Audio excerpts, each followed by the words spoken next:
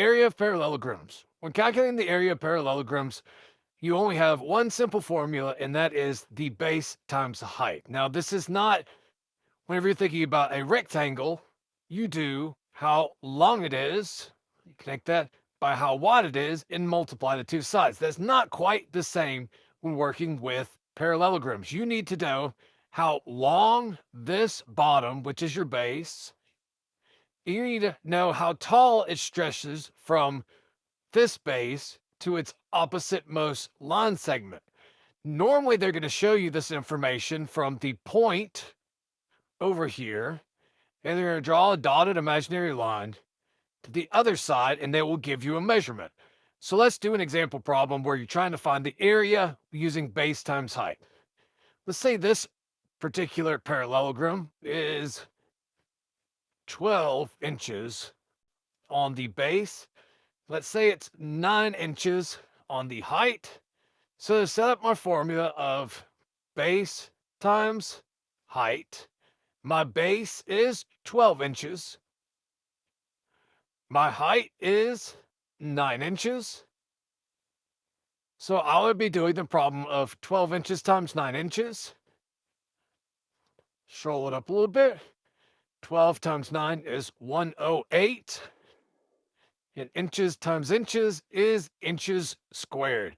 So if I was to find the area of all the stuff on this inside, it's going to be 108 inches squared. So that would be my final answer. Now, why does it work? You're going to take a little bit of imagination from you. So let's say that I had over here, this kind of looks like a triangle. This way in blue. Let's say I shaded it in. You have this blue triangle over here. Let's say I did another one and I drew a line down here, straight as I can get it. And then you kind of have an imaginary green triangle over here. If I was to move that on this side, draw it out. So I'm going to move my green triangle over. And I'm going to cross it out. Let's say I cross it out with the black, so it doesn't really exist anymore. This new figure that you see from here to here, this now looks like a rectangle.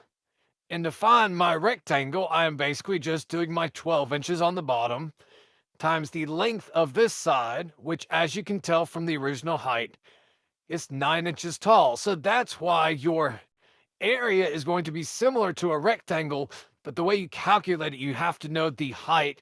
You have to know the base down here and the height from one side to the other. That's just a little idea of why it works. Now, what I want you to do is using that formula of base times height equals your area of a parallelogram, only a parallelogram.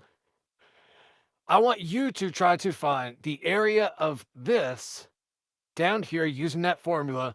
And let's say that it is 14 inches long, and it is, or it has a height of 11 inches, and you're going to try to find the area of all the stuff on the inside. So what I want you to do is try to work it out and pause the video, then come back and see if you got the same answer as me. Okay, now that you're back, I'm assuming you worked it out and you did base times height. Your base is that number at the bottom, so it's 14 inches. Your height is that number from the base to the opposite side, which is 11 inches. And if I was to multiply my factors, 14 times 11, I can't do that in my head. So I'll work it out. 1 times 4 is 1. 1 times 1 is 1. Skip a line, put a 0. 1 times 4 is 1. 1 times 1 is 1. I get 151 inches squared. And that's how you find the area of a